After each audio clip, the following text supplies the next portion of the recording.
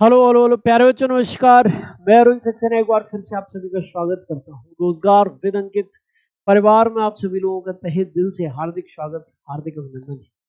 आप सभी प्यारे बच्चे फटाफट से क्लास में जुड़े हैं। आपकी पसंदीदा क्लास इस समय प्रारंभ हो चुकी है और एक बेहतरीन से सेशन के साथ मैं आपके सामने उपस्थित हूँ।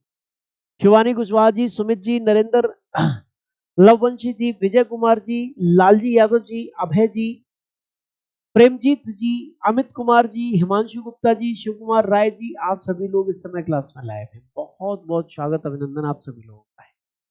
और जो बच्चे क्लास में अभी तक लाइव नहीं आए वो फटाफट से लाइव आ जाइए, क्योंकि आपकी पसंदीदा क्लास मेरे प्यारे साथी उस समय प्रारंभ हो चुकी है। प्यारे बच्चे, अक्षांश देशांतर नाम के टॉपिक की स्टार्टिंग कल मैंने आपके साथ की थी और आज की क्लास में उस टॉपिक को आपके लिए आगे बढ़ाने में जा रहा हूँ। पहली लाइन मैंने बताई थी कि जो अक्षांश रेखाएं होती हैं वो क्या होती है, पृथ्वी के ग्लोब पर काल्पनिक रूप से खींची गई क्षैतिज रेखाएं होती हैं। Horizontally traced imaginary line on the globe of the earth is known as latitudes. ठीक है जी। तो मेरे बच्चे, यहां से आगे आप लोगों को बढ़ाने जा रहा हूं मैं। प्यारे साथी, यहां पर आपका आर्मी योद्धा 2026 बैच है। आर्मी योद्धा 2026 बैच, आर्मी योद्धा 2026 बैच है मेरे बच्चा। और इसमें ये जियोग्राफी विषय की क्लास जो है वो चल रही है। ठीक है। टॉपिक का नाम मेरे प्यारे बच्चा अक्षांश देशांतर रहने वाला है। अक्षांश देशांतर जो है वो टॉपिक का नाम रहने वाला है। अंग्रेजी में अक्षांश देशांतर को लैटिट्यूड्स एंड लॉन्गिट्यूड्स इस नाम से जाना जाता है। लैटिट्यूड्स एंड लॉन्गिट्यूड्स के नाम से अंग्रेजी में अक्षांश देशांतर नाम के टॉपिक को जाना जाता है। इस अक्षांश देशांतर नाम के टॉपिक में सबसे पहले मैंने अक्षांश रेखाएं जो है वो आपके लिए प्रारंभ कराई थी। कृष्ण कुमार जी, दीप नारायण जायसवाल जी, कपिल शर्मा जी, किशोर कुमार जी, अंकित जी, निखिल जी, आप सभी लोग इस समय क्लास में लाइव हैं। बहुत बहुत स्वागत, बहुत बहुत अभिनंदन आप सभी लोगों का है। और जो बच्चे नहीं आए, आ जाओ भाई, स्टार्टिंग करने जा रहा हूं। ठीक है जी। क्या कराया था कल मैंने? अक्षांश रेखाएं।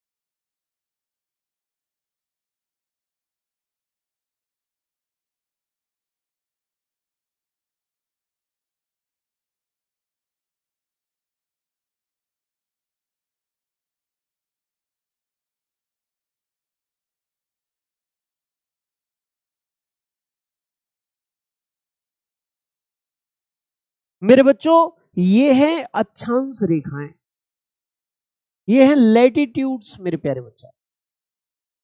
तो पृथ्वी के ग्लोब पर काल्पनिक रूप से खींची गई जो क्षैतिज रेखाएं होती हैं उन्हीं को अक्षांश रेखा कहा जाता है। क्या कहा जाता है जी? उन्हीं को अक्षांश रेखा, लैटिट्यूड्स के नाम से उनको पुकारा है। अच्छी तरीके से समझ पा रहे हो? अच्छा, बात आती है, मैंने बताया था कल कि कुछ विशेष अक्षांश रेखाओं का किसमें जलवायु के अध्ययन में बार बार जिक्र आता है। अतः उन्होंने हमने क्या किया, उन अक्षांश रेखाओं को कुछ स्पेशल नेम्स दे दिए। कर्क रेखा किसे कहते हैं, मकर रेखा किसे कहते हैं, विषुवत रेखा किसे कहते हैं, सारी चीजें आप जान चुके हैं। अब बात कुछ पॉइंट्स की आती है कि कुल अक्षांश रेखाएं कितनी हैं और कुल अक्षांश कितने हैं। इस मुद्दे पर हम लोग चर्चा करेंगे मेरे प्यारे साथी। अगर मैं अक्षांश रेखाओं की चर्चा करूं आपके साथ, तो आप सभी लोग जानते हैं कि 0 डिग्री की जो अक्षांश रेखा है वो पृथ्वी के ग्लोब को दो भागों में बांटती है। एक उत्तरी गोलार्ध है और एक दक्षिणी गोलार्ध है। इसको क्या कहते हैं जी? उत्तरी गोलार्ध। और इसको क्या कहते हैं जी? इसको मेरे बच्चा क्या कहते हैं? दक्षिणी गोलार्ध। ये क्या है? ये उत्तरी गोलार्ध है। ये उत्तरी गोलार्ध है और अंग्रेजी में इसको क्या कहते हैं? इसको अंग्रेजी में दक्षिणी गोलार्ध के नाम से जाना जाता है। अंग्रेजी में इसको दक्षिणी गोलार्ध के नाम से जाना जाता है। इसको क्या कहते हैं जी? North hemisphere, north hemisphere. और इसको अंग्रेजी में क्या कहते हैं जी? South hemisphere, hemisphere. ठीक है। इस नॉर्थ हेमिस्फीयर में 0 डिग्री से लेकर यानी कि 1 डिग्री से लेकर 90 डिग्री तक, 90 अक्षांश, 1 डिग्री नॉर्थ से लेकर, और इस दक्षिणी गोलार्ध में 1 डिग्री साउथ से लेकर 90 डिग्री साउथ तक 90 अक्षांश पुनः है। यानी कि 90 अक्षांश इधर, 90 अक्षांश इधर, और बीच में एक 0 डिग्री की रेखा, जिसे भूमध्य रेखा के तौर पर हम लोग जानते हैं। इसे किस तौर पर? भूमध्य रेखा के तौर पर हम जानते हैं, 0 डिग्री की रेखा के तौर पर जानते हैं। ये 0 डिग्री की रेखा है। यानी कि अगर हम कुल अक्षांशों की चर्चा करेंगे, कुल अक्षांश कितने हैं, तो यहां पर क्या आंसर हो जाएगा भाई मेरे प्यारे बच्चा? कुल अक्षांश, टोटल लैटिट्यूड्स, कुल अक्षांश, टोटल लैटिट्यूड्स, टोटल लैटिट्यूड्स की संख्या कितनी है? तो मेरे बच्चे कुल अक्षांशों की संख्या है 181, क्योंकि 90 ऊपर, 90 नीचे, और एक ये 0 डिग्री वाली अक्षांश रेखा हो गई। इस प्रकार टोटल हो गए जी 181। लेकिन अगर ये क्वेश्चन पूछा जाए कि कुल अक्षांश रेखा कितनी होती है बोलो, कुल अक्षांश रेखा कितनी होती है? कुल अक्षांश रेखा, अक्षांश रेखा, total latitude lines, total latitudinal lines, total latitudinal lines कितनी है? तो मेरे बच्चा आंसर क्या होगा? तो मेरे बच्चा आंसर हो जाएगा 179, क्योंकि जब रेखा शब्द जुड़ा तो यहां पर जो उत्तरी ध्रुव है और दक्षिणी ध्रुव है उनको घटा दिया, क्योंकि ये उत्तरी ध्रुव और दक्षिणी ध्रुव मेरे बच्चा रेखा नहीं है, ये बिंदु है। ये मेरे बच्चा क्या रेखाएं हैं? रेखा नहीं है प्यारे साथी, ये बिंदु है। ये क्या है? ये बिंदु है प्यारे बच्चा, रेखा ये कतई नहीं है। ठीक है जी। तो मेरे बच्चे अच्छी तरीके से आपने इन चीजों को जान लिया, अच्छी तरीके से आपने इन चीजों को समझ लिया। ठीक है जी। चलिए अब हम बात करते हैं मेरे बेटा, किन्हीं भी दो अक्षांश रेखाओं के बीच की दूरी कितनी होती है? ये भी क्वेश्चन आपसे पूछा जा सकता है कि बताओ भाई, किन्हीं भी दो अक्षांश रेखाओं के बीच की दूरी कितनी होती है? ठीक है जी, बोलो फटाफट से बताओ, किन्हीं भी दो अक्षांश रेखाओं के बीच की दूरी प्यारे बच्चों कितनी होती है? बताओ फटाफट से मेरे लाडले बेटा, मेरे बच्चा, बताओ फटाफट से, किन्हीं भी दो अक्षांश रेखाओं के बीच की दूरी कितनी होती है? ये देखो, ये है, ये ऐसे करके क्या है? अक्षांश रेखाएं हैं प्यारे साथी। और इन अक्षांश रेखाओं के बारे में अगर हम चर्चा करेंगे तो जरा देखिए फटाफट से, किन्हीं भी दो अक्षांश रेखाओं के बीच की दूरी कितनी होगी? लगभग 111 किलोमीटर। चाहे 80 से 81 के बीच ले लो, चाहे 15 से 16 के बीच ले लो, चाहे 25 से 26 के बीच ले लो, चाहे 37 से 38 के बीच ले लो, कहीं भी ले लो, इनके बीच की दूरी लगभग 111 किलोमीटर ही आती है। लगभग कितनी? 111 किलोमीटर ही आती है। लगभग 111 किलोमीटर ही आती है। लगभग 111 किलोमीटर ही आती है। लगभग 111 किलोमीटर ही आती है। 111 किलोमीटर ही आती है किन्हीं भी दो अक्षांश रेखाओं के बीच की दूरी ले लो, 111.13 किलोमीटर। ठीक है जी। बस ये अक्षांश रेखाओं के बारे में हमें जानना था। एक चीज और ध्यान रखना, सभी अक्षांश रेखाएं पूर्ण वृत्त का निर्माण करती है, पूरा गोला बनाती है। जैसे यहां से निकली यहीं पे समाप्त, ऐसे करके पूरा के पूरा गोला बनाएंगी सभी की सभी अक्षांश रेखाएं। लेकिन जो विषुवत रेखा है वो महावृत्त बनाती है, सबसे बड़ा गोला बनाती है। क्यों? क्योंकि मेरे भाई पृथ्वी का ग्लोब कैसा है? कुछ ऐसा है। पृथ्वी कुछ ऐसी है, ऊपर से थोड़ी सी दबी हुई और बीच में थोड़ी सी उभरी हुई, ऐसी है पृथ्वी मेरे भैया। और मेरे बच्चा, पृथ्वी पर ये देखिए ये भाई वाह, ये 0 डिग्री की रेखा है। तो सबसे बड़ा वृत्त कौन सी रेखा बनाएगी? ये 0 डिग्री की रेखा सबसे बड़ा वृत्त बनाएगी, है ना, ग्रेट सर्किल बनाएगी, महावृत्त बनाएगी। सभी अक्षांश रेखाएं वृत्त बनाती हैं, जबकि विषुवत रेखा महावृत्त बनाती है, ग्रेट सर्किल का निर्माण मेरे बच्चों करती है। ठीक है जी, चलिए भाई बहुत बढ़िया। तो यहाँ अक्षांश रेखाओं की चर्चा मैं आपके साथ कर रहा हूँ। यहाँ देखिए, पृथ्वी के ग्लोब पर काल्पनिक रूप से खींची गई क्षैतिज रेखाएं मेरे बच्चा क्या कहलाती है? अक्षांश रेखाएं कहलाती है। मेरे बच्चा कुल अक्षांशों की संख्या कितनी है? 181। कुल अक्षांश रेखाएं कितनी है मेरे प्यारे साथी? कुल अक्षांश रेखाएं 179 है, 179 है मेरे बच्चे। कितनी है जी? 179, 179 कुल अक्षांश रेखाएं हैं। बोलो जी, क्लियर है? अच्छा, इसके बाद अगर मैं चर्चा करूं, सभी अक्षांश रेखाएं क्या बनाती हैं जी? पूर्ण वृत्त बनाती हैं। और विषुवत रेखा क्या बनाती है? विषुवत रेखा, विषुवत रेखा यानी कि इक्वेटर क्या बनाती है? इक्वेटर क्या बनाती है मेरे बच्चों?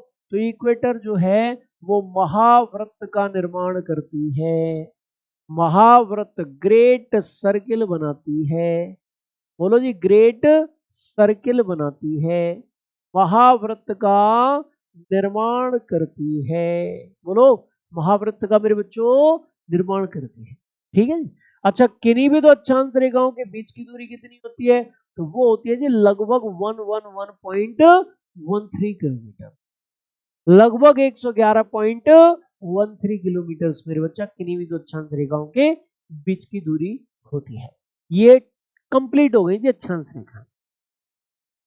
अब बात हम करेंगे जो देशांतर रेखाओं की। क्वेश्चन कैसे आएगा? कुल अक्षांश कितने हैं, कुल अक्षांश रेखाएं कितनी हैं, किन्हीं भी दो अक्षांश रेखाओं के बीच की दूरी कितनी होती है, सभी अक्षांश रेखाएं क्या बनाती हैं, ऐसे करे क्वेश्चन आएंगे। अब मेरे बच्चा हम देशांतर रेखाओं की चर्चा आपके साथ करेंगे, लॉन्गिट्यूड्स की चर्चा मेरे भाई मेरे प्यारे बच्चे हम लोग आपके साथ करने जा रहे हैं। ठीक है जी मेरे बच्चा, देशांतर रेखाएं, ठीक है, देशांतर रेखाएं, देशांतर रेखाएं अंग्रेजी में क्या कहेंगे जी? अंग्रेजी में मेरे बच्चा इनको कहेंगे जी लॉन्गिट्यूड्स। बोलो प्यारे साथी, अंग्रेजी में क्या कहेंगे मेरे बेटा? अंग्रेजी में इन देशांतर रेखाओं को हम लोग कहेंगे लॉन्गिट्यूड्स। देशांतर रेखाओं को अंग्रेजी में लॉन्गिट्यूड्स के नाम से हम लोग जाने। ठीक है जी मेरे बच्चा, देशांतर रेखाएं होती क्या है जरा देखिए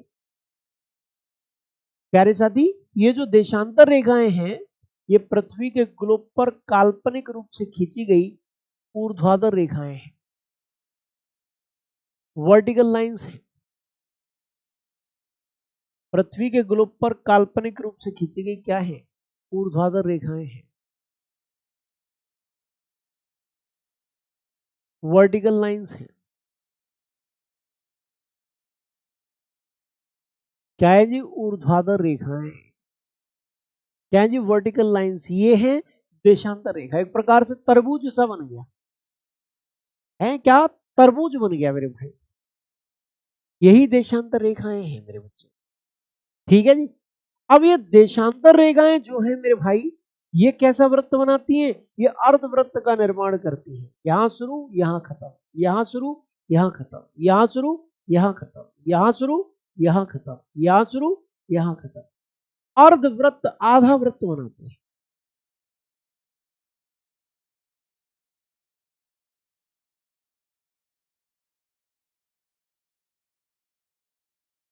तो मेरे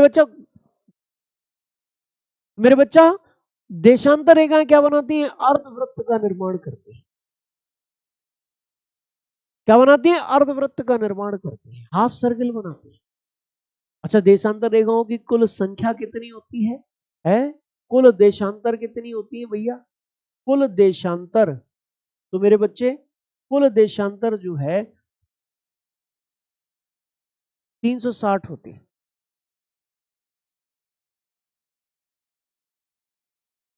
हेलो,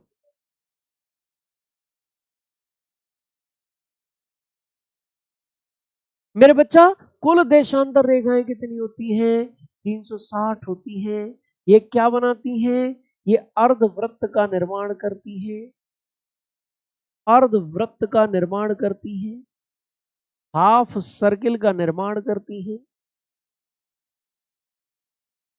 हाफ सर्किल का मेरे बच्चों ये क्या करती है, निर्माण करती है। और सुनो, अगर हम देशांतर रेखाओं की चर्चा आपके साथ करेंगे तो ये जो देशांतर रेखाएं हैं मेरे बच्चे, ये देशांतर रेखाओं के बारे में एक चीज और जान लेना कि किन्हीं भी दो देशांतर रेखाओं के बीच की दूरी विषुवत रेखा पर लगभग 111 किलोमीटर होती है, 0 डिग्री। किन्हीं भी दो देशांतर रेखाओं के बीच की दूरी विषुवत रेखा पर कितनी होती है, लगभग 111 किलोमीटर। मेरे बच्चा यहां देखो 111, यहां देखो 111, यहां देखो 111, यहां देखो 111, यहां देखो 111, यहां देखो 111, यहां देखो 111, यहां भी देखो 111, यहां भी देखो 111, यहां भी देखो 111, यहां भी देखो 111, 111 किलोमीटर के आसपास होती है, 111.32 किलोमीटर, 111.32 किलोमीटर। अच्छा, ये दूरी जैसे जैसे विषुवत रेखा से ध्रुवों की ओर जाते हैं घटती चली जाएगी, इक्वेटर से पोल्स की ओर जाते हैं ये दूरी डिक्रीज होती चली जाएगी, घटती चली जाएगी, डिक्रीज होती चली जाएगी मेरे बच्चा, घटती चली जाएगी। ठीक है जी, ये दूरी की बात कर रहा हूं।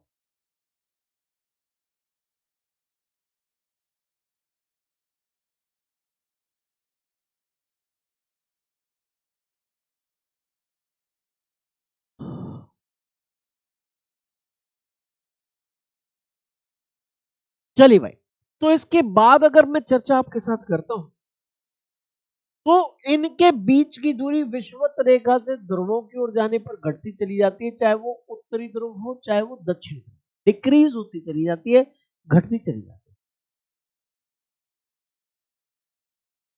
मेरे प्यारे साथी, अगर मैं बात करूं देशांतर रेखाओं की, लॉन्गिट्यूड्स की चर्चा करूं, देशांतर रेखाओं की चर्चा करूं,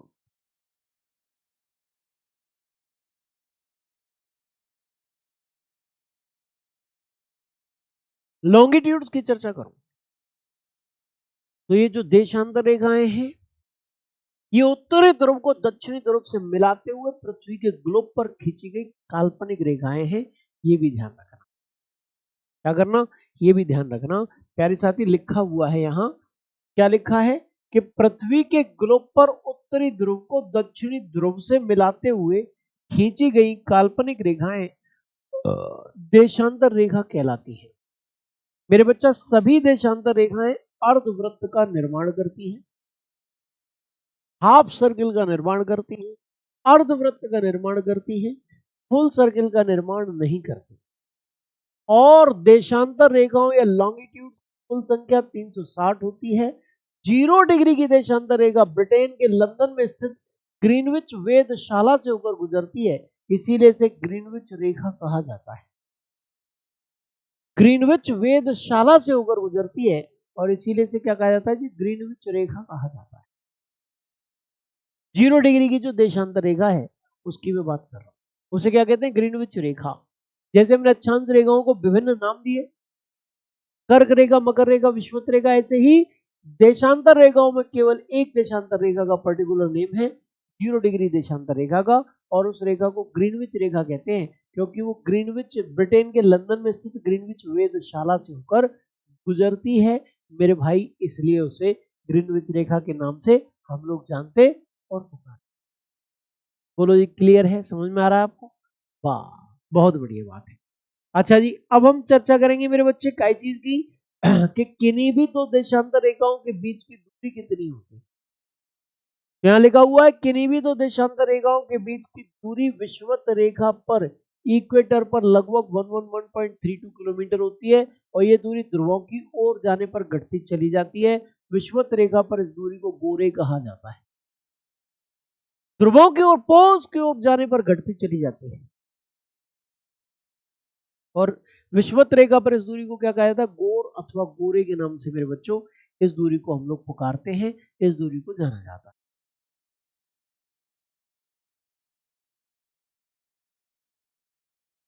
गोर अथवा गोरे के नाम से मेरे बच्चा इस दूरी को हम लोग पुकारते हैं, जानते हैं। प्यारे साथी अच्छी तरीके से इस चीज को ध्यान रखिएगा, ठीक है जी।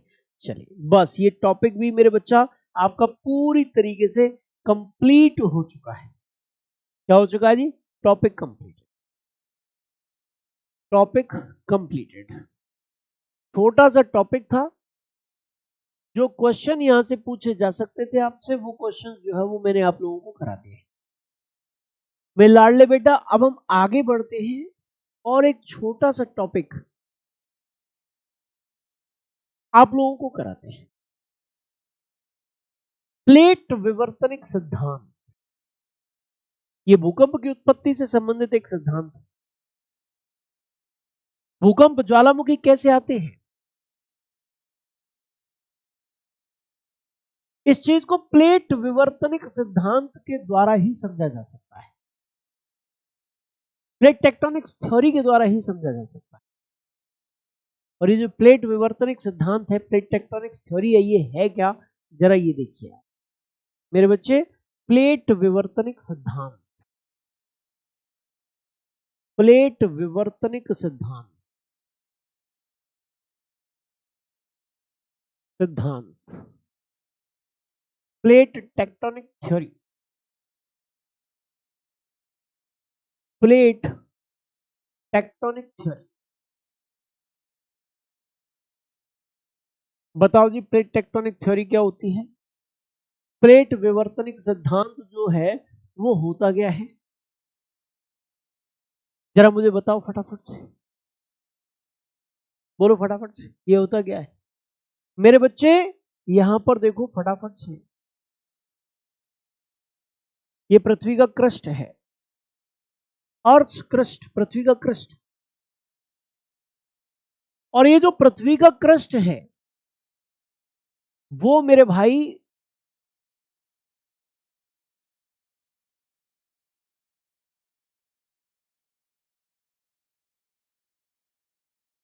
वो पृथ्वी का क्रस्ट जो है, अर्थ क्रस्ट, पृथ्वी का क्रस्ट, ये पृथ्वी का क्रस्ट में कुछ दरारें पड़ी हुई है, क्रैक्स पड़ी हुई है, दरारें, फॉल्स, क्रैक्स पड़ी हुई है। और ये जो दरारें हैं, ये जो क्रैक्स हैं, ये जो फॉल्स हैं, उनके कारण पृथ्वी का क्रस्ट कुछ टुकड़ों में डिवाइडेड है। उनके कारण क्या, पृथ्वी का क्रस्ट कुछ टुकड़ों में डिवाइडेड है। ये देखिए, ये देखिए, ये देखिए, ये देखिए, ये देखिए, ये देखिए, ये क्या है, दरारें हैं, क्रैक्स। और इनके दरारों के कारण ही पृथ्वी का क्रस्ट कुछ टुकड़ों में विभाजित है, एक टुकड़ा, दूसरा टुकड़ा, तीसरा टुकड़ा, चौथा टुकड़ा, पांचवा टुकड़ा, छठा टुकड़ा। मेरे बच्चे एक टुकड़ा और कर लो, सातवां टुकड़ा। पृथ्वी का क्रस्ट 7 बड़े और लगभग 100 छोटे टुकड़ों में विभाजित है। और ये जो टुकड़े हैं पृथ्वी के क्रस्ट के, वही प्लेट कहलाते हैं। इनको क्या कहा जाता है, प्लेट कहलाते हैं। बोलो इनको क्या कहते हैं, प्लेट कहते हैं। क्या कहते हैं जी, प्लेट कहते हैं, प्लेट। इन्हीं को प्लेट कहा जाता है। बोलो प्यारे साथी, इन्हीं को क्या कहा जाता है जी, प्लेट। इन्हीं को प्लेट कहा जाता है। पृथ्वी के क्रस्ट में कुल कितनी बड़ी प्लेटें पाई जाती हैं? 7 बड़ी प्लेटें पाई जाती हैं। ठीक है जी, पृथ्वी के क्रस्ट में 7 बड़ी प्लेटें पाई जाती हैं। पृथ्वी के क्रस्ट में, के क्रस्ट में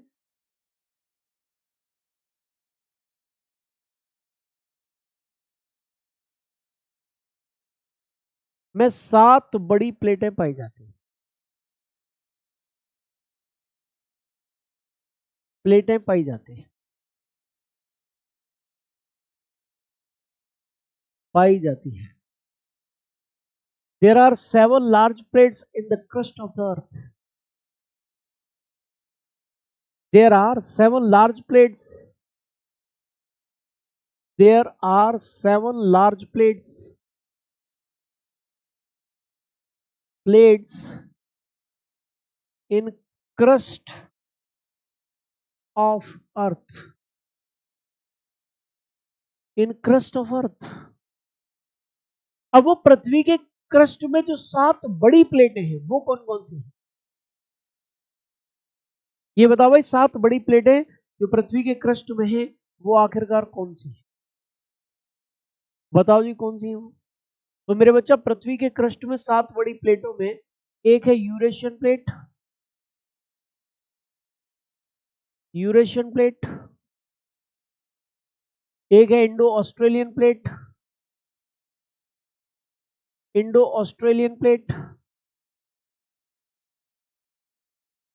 इंडो ऑस्ट्रेलियन प्लेट, एक है अफ्रीकन प्लेट, एक है जी अफ्रीकन प्लेट,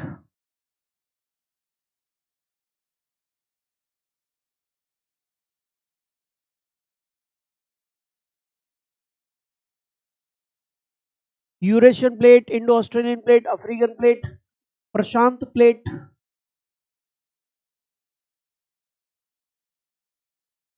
पांचवी है मेरे बच्चा अंटार्कटिक प्लेट,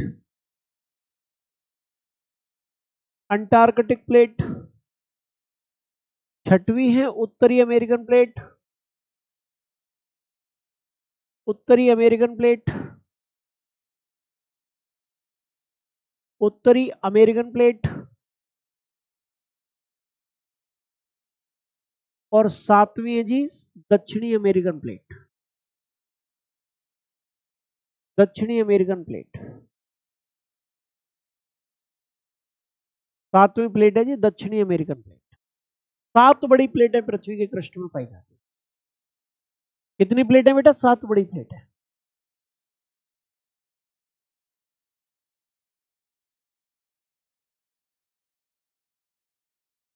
सात बड़ी प्लेटें पृथ्वी के क्रस्ट में पाई जाती है। अब ये जैसे मान लीजिए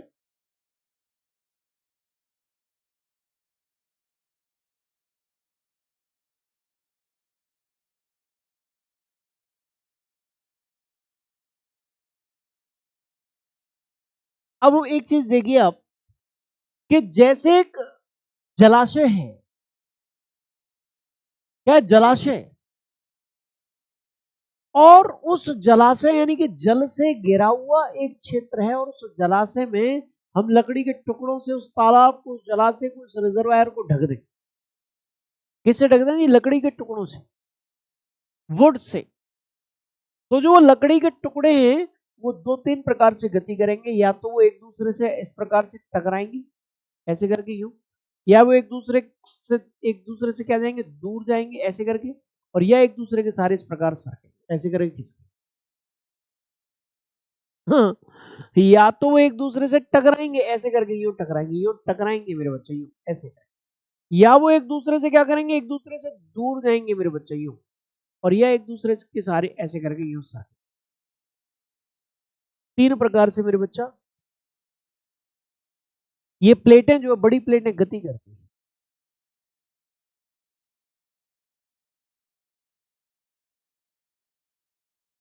क्या करते हैं जी? गति करती है।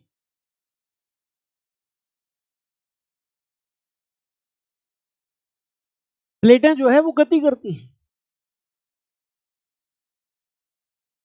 ठीक है जी। अच्छा, जब ये टकराएंगी, टकराएंगी इस प्रकार से, टकराएंगी यूं, टकराएंगी, या एक दूसरे से दूर जाएंगी यूं ऐसे करके, यूं,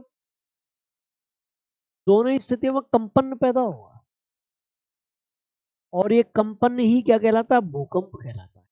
भूकंप कहलाता है मेरे बच्चा। ये अच्छा, प्लेट जनरली जैसे मैं प्लेट लिख देता, आप सोचते खाने की प्लेट छोटी सी होगी, पूरे पूरे 1-2 महाद्वीप, पूरा महासागर तक इस प्लेट पर स्थित हो सकता है, इतनी बड़ी हो सकती है।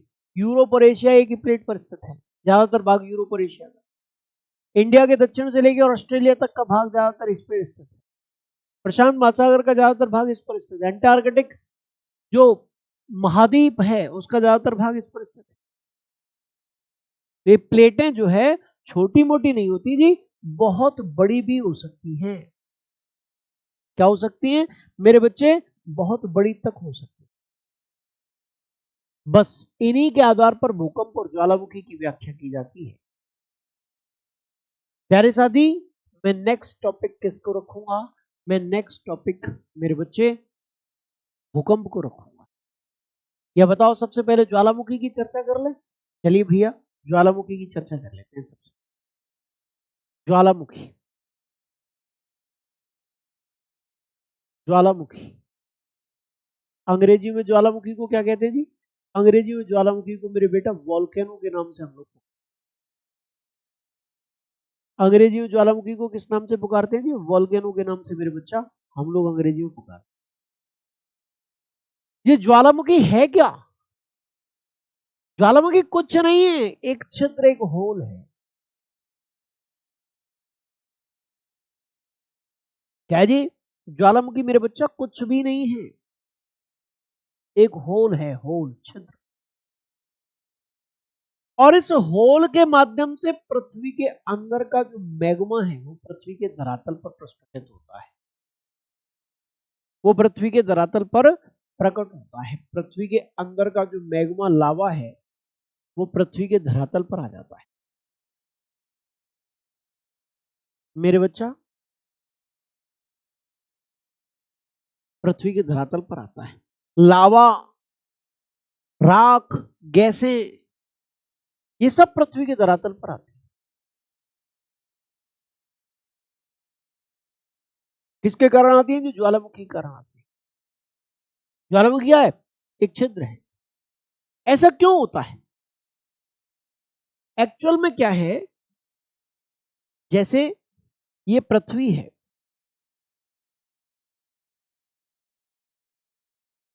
एक्चुअल में क्या है, ये पृथ्वी है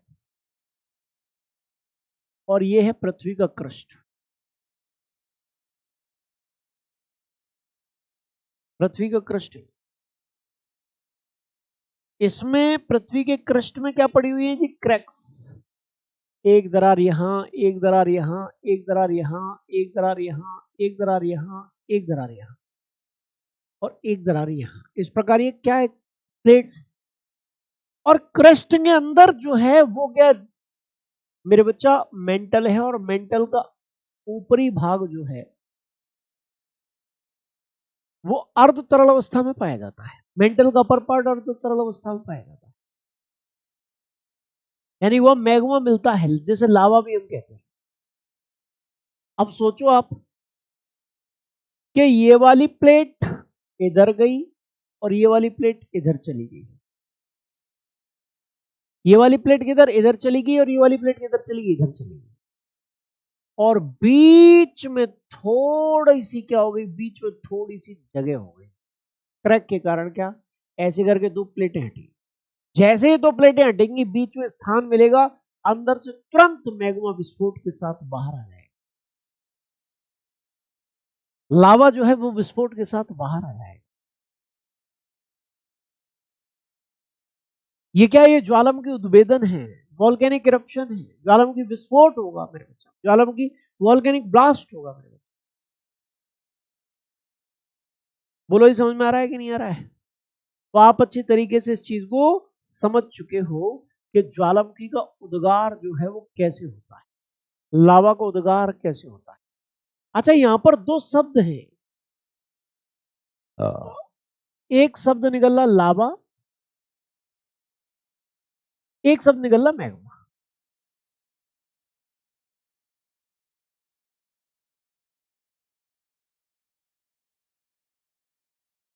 दो शब्द निकलने, एक लावा एक मैग्मा। लावा क्या होता है और मैग्मा क्या होता है, समझने का प्रयत्न करेंगे मेरे बच्चा। यहां देखिए, ये क्या है? ये छिद्र है, पदार्थ वही है, चाहे लावा हो चाहे मैग्मा हो। और ये धरातल है पृथ्वी का, पृथ्वी के धरातल पे आ गया। जब तक वो पृथ्वी के धरातल के अंदर था वो मेरे बच्चा मैग्मा था। वो क्या था? मैग्मा था, मैग्मा, मैग्मा था वो। और जैसे ही वो पृथ्वी के धरातल के बाहर आया वो लावा हो गया।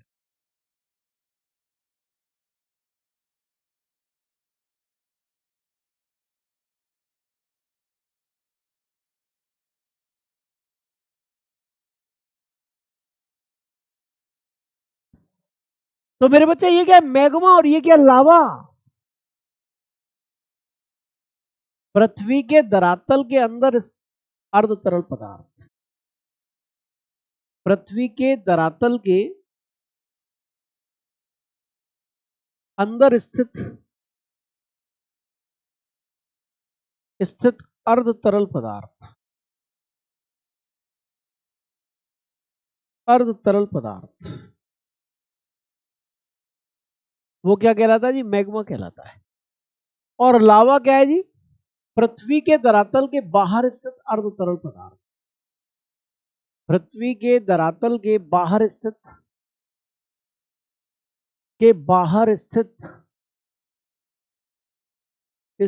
अर्ध तरल पदार्थ,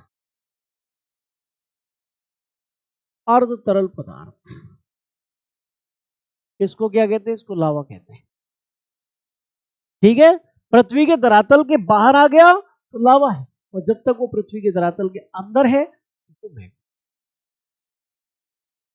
बोलो, ये समझ में आ रहा है कि नहीं आ रहा है? बेटा, राज्यों के मुख्यमंत्री और राज्यपाल मेरे बेटा ईधन सिंह जी, वो जीके के अंतर्गत नहीं, करंट अफेयर्स के अंतर्गत आएंगे, तो आप करंट अफेयर्स पढ़िए मेरे। ठीक है जी, चलिए, बहुत बढ़िया।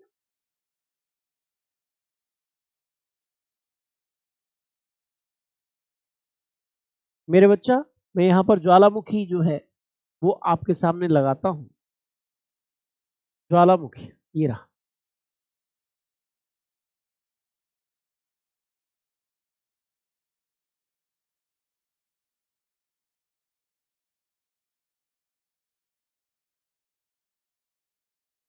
प्यारे बच्चे, यहां पर हम देखें, क्या देखेंगे जी? ज्वालामुखी। देखो, ये है ज्वालामुखी। प्यारे साथी, ये है ज्वालामुखी, वॉल्केनो है। ज्वालामुखी क्या है? कुछ भी नहीं है, एक होल है, एक छिद्र है, बस। ये ज्वालामुखी है, एक होल है। ये क्या? ये ज्वालामुखी।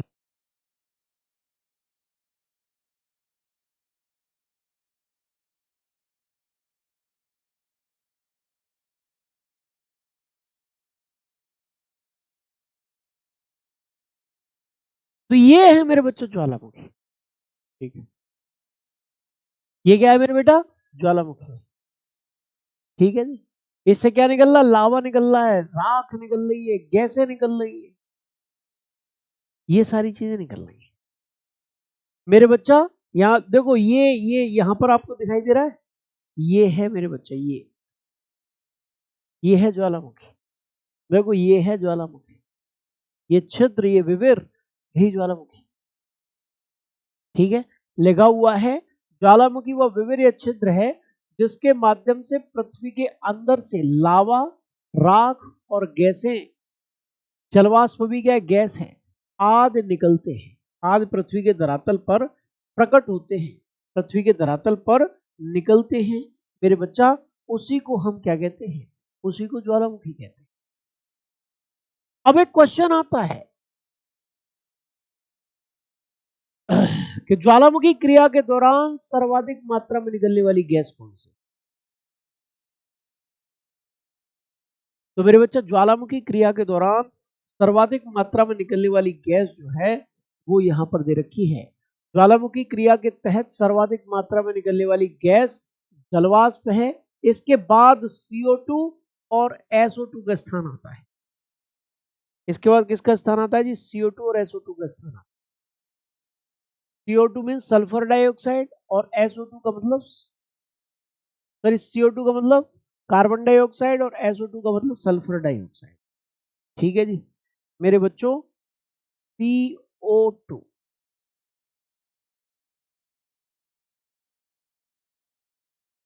यहां देखें, गलत तरीके से लिखा हुआ था वो, CO2।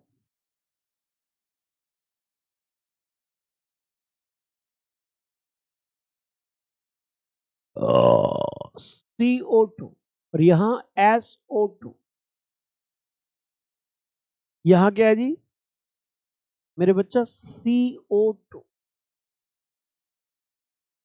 और SO2। ठीक है जी, यहां CO2 का मतलब क्या है? CO2 का मतलब है carbon dioxide. Carbon dioxide CO2 का तात्पर्य है। और SO2 का तात्पर्य क्या है? इसका तात्पर्य है जी सल्फर डाइऑक्साइड। सल्फर डाइऑक्साइड, ये SO2 का तात्पर्य है, सल्फर डाइऑक्साइड। ठीक है जी। चलिए मेरे बच्चा, ये भी आप लोगों ने अच्छी तरीके से जान लिया। तो ज्वालामुखी क्रिया के दौरान सर्वाधिक मात्रा में निकलने वाली गैस कौन सी है जान लिया। अच्छा, ज्वालामुखी मेरे बेटा कितने प्रकार के होते हैं? तो ज्वालामुखी 3 प्रकार के। जैसे मैं हूं आपके सामने 3 अवस्थाओं में, इस समय मैं सक्रिय अवस्था में खूब पढ़ा रहा हूं मन से। क्लास खत्म होगी मैं सो जाऊंगा।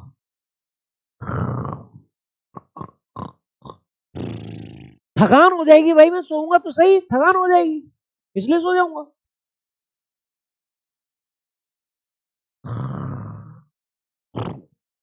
सो जाऊंगा मैं थकान की वजह से।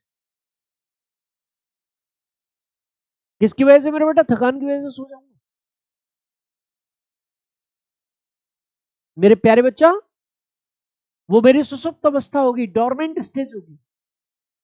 और एक तीसरी अवस्था होगी जब मैं हमेशा हमेशा के लिए मर जाऊंगा, सो जाऊंगा हमेशा हमेशा के लिए। घर वाले रोएंगे क्योंकि उन्हें पता पड़ जाएगा अब ये कभी नहीं जगेगा, मर गया।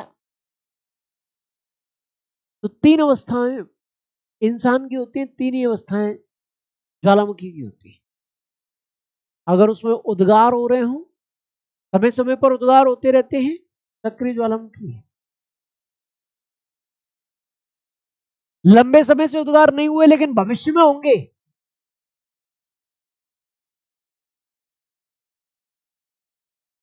सुसुप्त ज्वालामुखी है।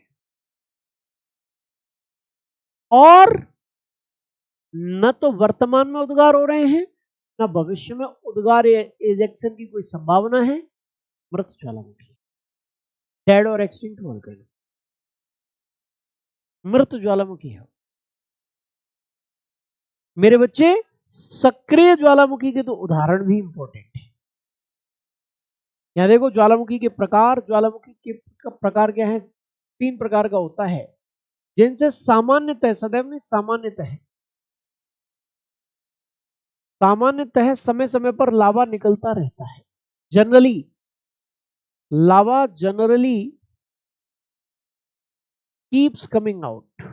इसके उदाहरण क्या है? स्ट्रोम्बोली इटली का, जिसे भूमध्य सागर का प्रकाश स्तंभ कहते हैं। एक क्वेश्चन आता है, भूमध्य सागर का प्रकाश स्तंभ किसे कहते हैं?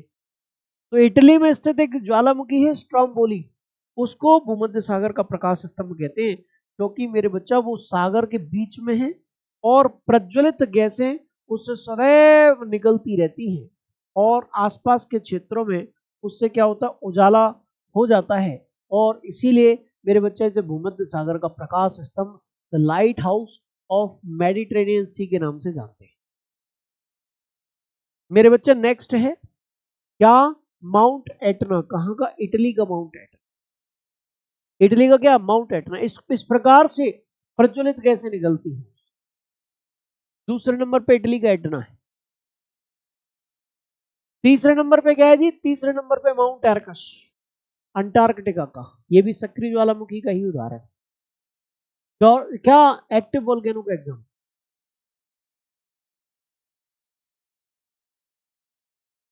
बैरेन इसके बाद आ रहा है भारत में, अंडमान निकोबार द्वीप समूह में स्थित है और भारत का एकमात्र सक्रिय ज्वालामुखी है। ये भारत का एकमात्र सक्रिय ज्वालामुखी है, एकमात्र सक्रिय ज्वालामुखी है मेरे बच्चा। क्या है? भारत का एकमात्र सक्रिय ज्वालामुखी है। The only active volcano of India, the only active volcano of India,